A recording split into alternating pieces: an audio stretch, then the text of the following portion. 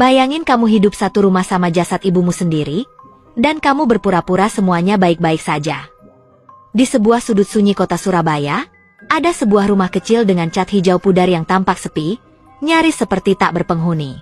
Letaknya berada di ujung gang sempit, tersembunyi di antara rumah-rumah padat penduduk.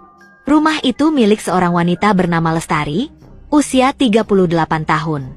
Ia tinggal sendiri, setelah ayahnya meninggal bertahun-tahun lalu dan ibunya yang sudah renta hanya terbaring di kamar belakang. Warga sekitar mengenalnya sebagai sosok pendiam. Ia jarang keluar rumah, hanya sesekali terlihat membeli sembako di warung dekat gang. Ia pun tak pernah bersosialisasi dengan tetangga. Beberapa ibu-ibu sempat mencoba menyapa atau mengajak ngobrol, tapi Lestari selalu menghindar, hanya menjawab dengan senyuman kecil dan cepat-cepat masuk ke dalam rumah. Semua berubah ketika beberapa tetangga mulai mencium bau aneh yang tak biasa, seperti bau bangkai bercampur wangi dupa. Awalnya mereka mengira ada kucing atau tikus mati. Tapi bau itu tak kunjung hilang, bahkan makin menyengat setiap hari. Warga mulai curiga, apalagi karena rumah Lestari terlihat makin tertutup dan tak pernah terdengar suara ibunya lagi. Namun yang paling mengganggu bukan hanya baunya, tapi suara. Beberapa malam, warga mendengar suara Lestari mengobrol di dalam rumah. Suaranya pelan, seolah sedang berbicara dengan seseorang.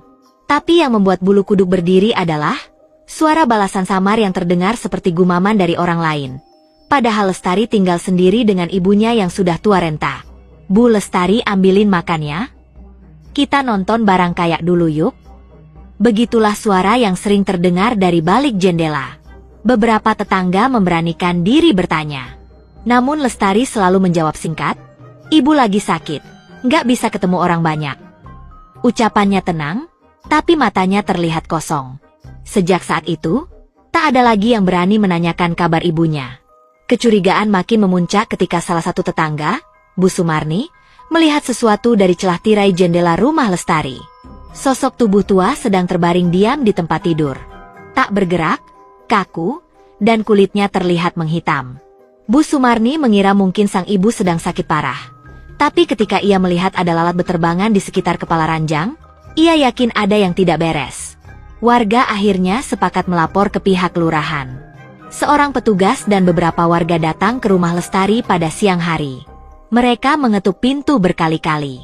Lestari tak langsung membuka. Tapi setelah hampir 10 menit, pintu itu akhirnya terbuka perlahan. Lestari muncul di balik pintu dengan wajah pucat dan rambut acak-acakan. Matanya cekung dan kulitnya terlihat seperti orang yang tak pernah tidur. Ia mencoba tersenyum, tapi senyumnya tidak terasa wajar. Lebih seperti topeng. "Ada apa ya, Pak?" tanyanya lembut. Petugas menjelaskan bahwa mereka mendapat laporan dari warga dan ingin memastikan kondisi ibunya. Namun Lestari langsung gelisah. "Ibu sedang tidur? Jangan diganggu. Dia nggak suka kalau kamarnya dibuka," katanya. Suaranya mulai bergetar. Saat itulah bau busuk semakin terasa. Petugas memaksa masuk, dan Lestari mulai panik. Ia berdiri di tengah lorong, menghadang jalan sambil berkata, "Kalian nggak ngerti. Ibu belum pergi. Dia masih di sini, masih bersamaku." Warga yang ikut membantu akhirnya mendorong masuk. Ketika mereka membuka pintu kamar belakang, semua langsung terdiam membeku. Di atas ranjang kayu tua, terbaring tubuh seorang wanita tua yang sudah dalam kondisi membusuk parah. Kulitnya menghitam dan mengering. Sebagian tubuhnya mulai menyatu dengan kain sprei yang telah berjamur. Di sekitar tubuhnya, terdapat dupa yang hampir habis, bunga-bunga kering, dan makanan yang sudah basi. Beberapa warga spontan menutup mulut karena tak sanggup menahan rasa mual. Tapi Lestari justru berlari ke sisi tempat tidur dan memeluk tubuh ibunya erat sambil menangis. "Kalian ganggu dia.